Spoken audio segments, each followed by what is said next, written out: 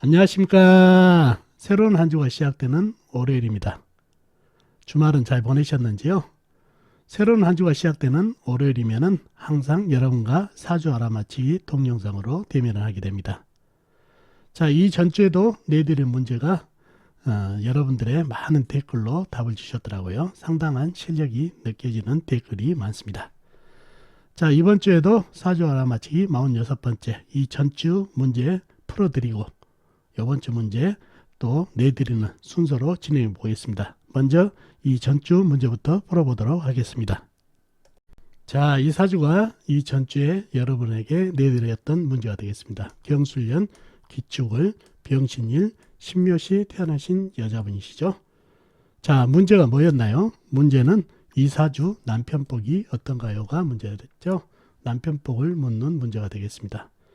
첫 번째 힌트는 이 사주에 시지에 있는 묘목이 있죠. 묘목이 살아있을까요가 첫 번째 힌트고, 두 번째는 이 사주 일간과 시간이 병신합을 할까요가 두 번째 힌트가 되겠고, 세 번째 이 사주 강약이 어떨까요가 힌트가 되겠습니다. 자, 이 힌트를 토대로 해서 사주를 풀어봐야 답을 알겠죠.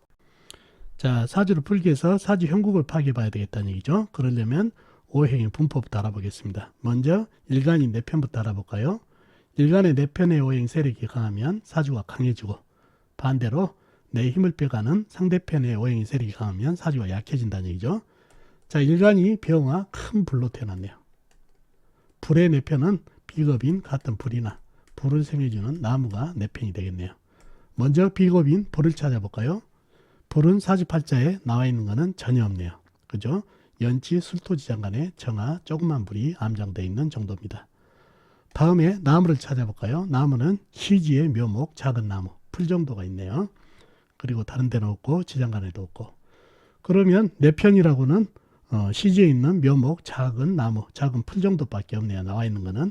그리고 연지 지장간에 정화 조그마한 불 정도네요. 그러면은 내 편이라고는 나와 있는 것은 묘목뿐이라 사주가 매우 약해질 가능성이 큰 사주팔자가 됐습니다. 자, 상대편도 한번 찾아봐야 되겠죠. 상대편은 뭔가요? 내 힘을 빼간 오행, 식상, 재성, 그 다음에 관성이 되겠네요. 식상은 뭔가요? 내가 생해주는 오행이니까 흙이 되겠고, 재성은 내가 극한 오행, 쇠가 되겠고, 관성은 나를 극한 오행, 물이 되겠네요. 자, 먼저 식상인 흙을 찾아볼까요? 흙은 연지에 술토, 큰흙, 화나 내지가 있네요. 그리고 월간의 기토, 월지의 축토에서 작은 흙들이 있고요. 그리고 다른 데는 없고 일지 신금 안에 무토가 암장되어 있습니다. 다음에 재성인 쇠를 찾아볼까요? 쇠는 연간의 경금 큰 쇠가 있네요. 그리고 일지의 신금 역시 큰 쇠가 있고요. 그 다음에 시간에 천간에 있는 신금 작은 쇠가 있네요. 그리고 다른 데는 없고 술토 지장간의 신금, 축토 지장간의 신금 자그마한 쇠가 암장되어 있습니다. 다음에 관성인 물을 찾아볼까요? 물은 사주팔자에 나와 있는 건 없죠. 지장간, 일지, 신금 지장간의 임수 큰 물, 그 다음에 월지 축토에 개수가 암장되어 있습니다. 자, 그러면은 상대편은 기토, 축토, 술토에서 큰 흙, 작은 흙, 그 다음에 경금, 신금, 천간에 있는 신금 작은 쇠까지 해서 큰 쇠, 작은 쇠까지 상당한 세력을 이루고 있는 형국입니다. 그리고 지장간에 있는 물기운까지 가세를 하니 상대편의 세력이 상당합니다. 내 편이라고는 자그마한 풀, 묘목 하나가 나한테 힘을 주고 있는 형상이라 최약사주가 됐네요. 이 작은 풀로 큰 불에 던져줘봐야 간에 기별도 안 가죠. 그런 형국이다 보니까 최약사주가 됐습니다. 그래서 이 사주 강약이 어떨까요? 답은 최약이 되겠죠. 근데 이게 답일 수가 있는지 좀 더 최악이 답인지 한번 더 깊이 들어가 보자고요. 또 힌트 중에서 이 시지에 있는 묘목이 살아있을까요가 힌트였죠. 살아있을까요? 자, 위에서는 신금, 날카로운 쇠가 싹둑해버리죠. 그러니 죽고, 또 경금, 아니죠, 신금. 신금 큰 쇠가 한 방에 박살을 내버리든지, 아니면 이게 숙살지기, 찬설이죠. 서리에만 해도 이 묘목은 얼어 죽게 생겼다는 얘기예요. 그러니 이 쇠기운에 의해서 금극목을 당해서 이 묘목이 살아갈 길이 없네요. 그러니 이 묘목은 죽었네요. 쇠기운에 갇혀서 극을 당해서 죽었다는 얘기죠. 그러면은 물론 병화가 묘목 위에 작은 생을 받아봐야 간의 기변이 안 되지만은 그래도 사라져 버리니까 병화가 할 일이 없어져 버리죠. 기댈 데가 없어진다는 얘기죠. 할 일이 없는 것보다. 자, 기댈 데라고는 주위에 전부 내 힘을 빼간 오행들로 삥 둘러싸여 있다는 얘기예요. 그러면은 병화가 살기를 찾아야 되겠죠. 전부 힘을 뺏겨서 죽기 전에 옆에 보니까 신금이 있네요. 그래서 병신합을 청합니다. 살기 위해서. 물로 변하면 사주에 강한 세기운들이 금생수를 해주셔서 싸움이 되지 않기 때문에 평화를 찾는다는 얘기죠.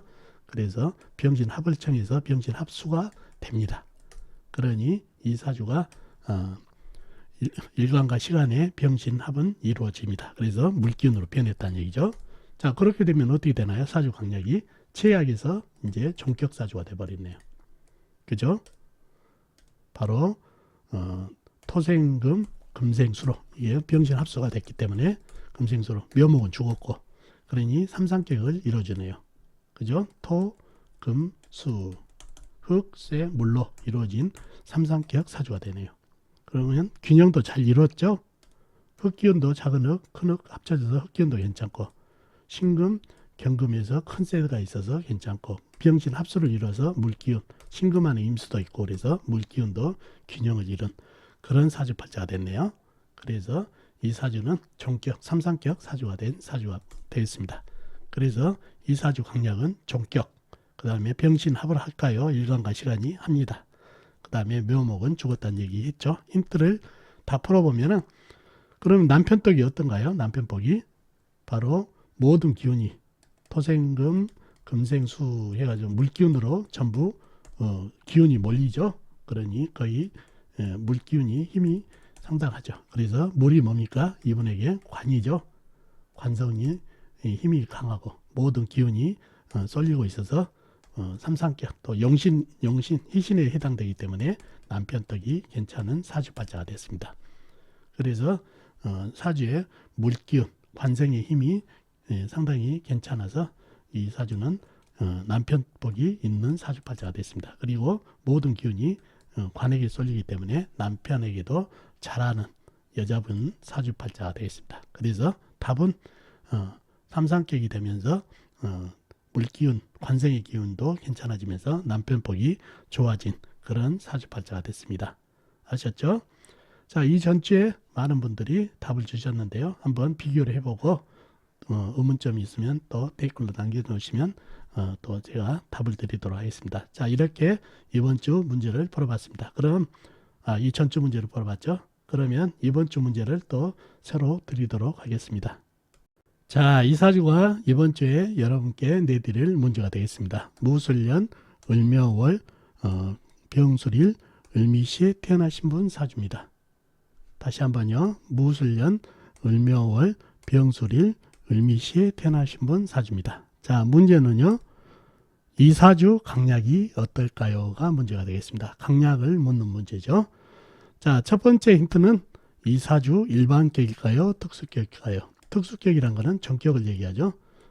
일반격인지 전격인지 특수격인지 물어보는 힌트가 첫 번째고, 두 번째 특수격, 전격이라면 어떻게 이루어진 사주인지, 사주에 어떤 오행으로 특수격, 전격을 이뤘는지 물어보는 게 두 번째 힌트가 되겠고, 세 번째 힌트는 특수격이라면 가장 좋은 운, 희신이 어떻게 되는지, 바로 가장 좋은 희신을 물어보는 힌트가 세 번째 힌트가 되겠습니다. 이걸 풀다 보면은 이 사주의 강약이 어떤지 알 수가 있는 문제가 되겠습니다. 자, 이번 주 역시 여러분의 힘으로 한번 풀어보시고 댓글로 남겨주시면 감사하겠습니다. 그래야 혼자 풀어보셔야 상당히 실력이 는다는 걸 다시 한번 말씀드립니다. 역시 정답은 다음 주 월요일 방송에서 또 풀어드리도록 하겠습니다. 자, 그러면 한 주 동안 좋은 일이 있으시고 다음 주에 뵙도록 하겠습니다. 안녕히 계세요.